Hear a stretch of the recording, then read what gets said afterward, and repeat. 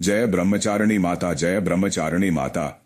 सृष्टि का आदिकाल, जब न दिन था न रात, न सूर्य चमकता था न चंद्रमा की शीतल छाया, केवल असीम जलराशि थी, अनंत सागर। और उसी प्रलय सागर में शेषशय्या पर योग निद्रा में शयन कर रहे थे महाविष्णु। सृष्टि के नए चक्र का आरंभ होने ही वाला था।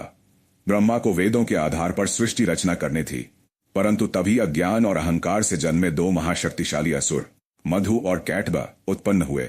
यह कथा है उन दोनों असुरों के आतंक की, देवी की महिमा की और विष्णु के अद्भुत पराक्रम की।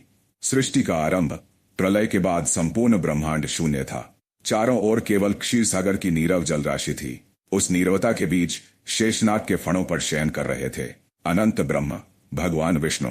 उनके शरीर से निकलती दिव्य आभा जल में प्रतिबिंबित हो रही थी। उनकी नाभि से उत्पन्न कमल पर चार मुखों वाले ब्रह्मा बैठे थे, जो नई सृष्टि की योजना बना रहे थे। परंतु वेदों के बिना सृष्टि असंभव थी। वेद ज्ञान, धर्म, कर्म और सृष्टि का आधार है। ब्रह्मा ने देखा कि वेद तो भगवान विष्णु के पास हैं, पर वे योग निद्रा में लीन हैं। असुरों का जन्म उसी समय विष्णु के कानों से एक अद्भुत घटना घटी। उनके कानों के मैल से दो विकराल असुर उत्पन्न हुए।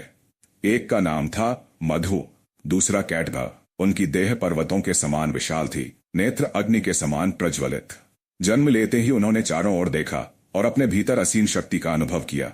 उनके मन में पहला भाव आया, हम ही इस जल राशि के स्वामी हैं। यह ब्रह्मा कौन है, यह विष्णु कौन है? उनका अहंकार बढ़ता गया। उन्होंने देखा कि ब्रह्मा कमल पर बैठे कुछ सोच रहे हैं। मधु कैटभ ने ठाना कि वे ब्रह्मा को नष्ट कर देंगे और वेदों को हरण कर लेंगे। वेदों का हरण ब्रह्मा ने उन्हें आते देखा और भयभीत हो उठे। उन्होंने भगवान विष्णु को जगाने का प्रयास किया, किंतु योग निद्रा में लीन विष्णु को जगाना असंभव प्रतीत हुआ। तभी ब्रह्मा ने ध्यान मग्न होकर आदिशक्ति महामाया का आह्वान किया। देवी योग निद्रा प्रकट हुई। ब्रह्मा ने प्रार्थना की, हे मां, आप ही विश्व की आधार शक्ति हैं।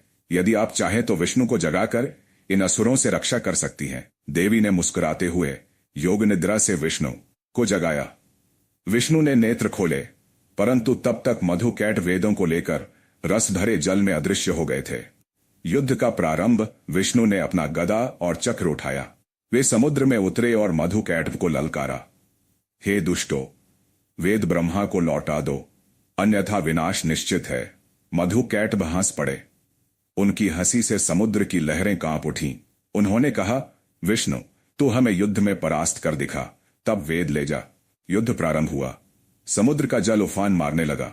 पर्वतों के समान असुरों और विष्णु के बीच भयानक मल्ल युद्ध छिड़ गया। गदा से प्रहार, चक्र की गर्जना, शंख की ध्वनि, चारों ओर केवल गर्जन ही गर्जन। हजारों वर्षों तक युद्ध चलता रहा। विष्णु के हर प्रहार को मधु कैटभ रोक लेते। उनकी देह दिव्य वरदानों से अभेद्य थी। देवता और ऋषि आकाश से यह दृश्य देख भयभीत हो उठे। देवी की लीला। विष्णु ने अंततः समझा कि केवल बल प्रयोग से ये पराजित नहीं होंगे। उन्होंने मन ही मन आदिशक्ति को स्मरण किया। तभी देवी महामाया प्रकट हुई। उनकी मोहिनी शक्ति से असुरों के मन में एक अद्भुत अहंकार उत्पन्न हुआ। मधु कैटभ ने गर्व से कहा, विष्णु, हम तुम्हारी वीरता से प्रसन्न हैं। मां की कृपा से हम तुम्हें वरदान देते हैं। मांगो, क्या चाहते हो? विष्णु ने अवसर पहचान लिया। उन्होंने नम्रता से कहा, यदि तुम मुझे वरदान ही देना चाहते हो तो यह दो कि मैं तुम्हें उसी स्थान पर मार सकूं जहां तुम्हारी मृत्यु स्वयं तुम्हें स्वीकार्य हो। असुरों ने अहंकारवश कहा, हम केवल उस स्थान पर मरेंगे जहां जल न हो। विष्णु मुस्कुराए। उन्होंने उन्हें अपनी जांघों पर उठा लिया। वहां न जल था न पृथ्वी, और उसी क्षण उन्होंने सुदर्शन चक्र से मधु और कैटभ का वध कर दिया।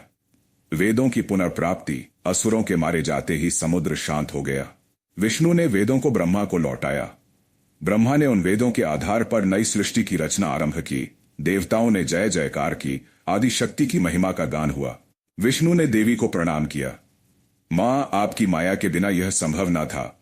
आप ही सृष्टि, पालन और संहार की आधार शक्ति हैं। देवी ने आशीर्वाद दिया, जब जब अधर्म बढ़ेगा, जब जब दुष्ट बलवान होंगे, मैं अपनी शक्ति से धर्म की रक्षा करूंगी। मधु और कैटभ केवल राक्षस नहीं, वे हमारे भीतर के दो विकार हैं। मधु अज्ञान और मोह का प्रतीक, कैटभ अहंकार और क्रोध का। विष्णु चेतना है जो ज्ञान का प्रकाश है। जब देवी शक्ति का आह्वान होता है, तब चेतना इन विकारों को परास्त कर ज्ञान, वेद को पुनः स्थापित करती है। यह कथा हमें सिखाती है कि जीवन का हर संघर्ष केवल बाहरी नहीं, भीतर का भी है। अज्ञान और अहंकार पर विजय ही सच्चा मधुकैटभ है। इस प्रकार प्रलय के उस नीरव क्षण में देवी की कृपा और विष्णु की वीरता से सृष्टि को नई दिशा मिली। आज भी जब हम देवी की आराधना करते हैं, हम भीतर के मधु और कैटभ का संहार करते हैं। आदिशक्ति को प्रणाम, भगवान विष्णु को नमन, जय माता दी। हे मां ब्रह्मचारिणी, आप तप और संयम की प्रतीक हैं। हमें अपनी कृपा दृष्टि दें। हमारे जीवन से आलस्य, भय और नकारात्मकता को दूर करें। हमें संकल्प की शक्ति दें ताकि हम अपने उद्देश्यों में सफल हो सकें। जय मां ब्रह्मचारिणी।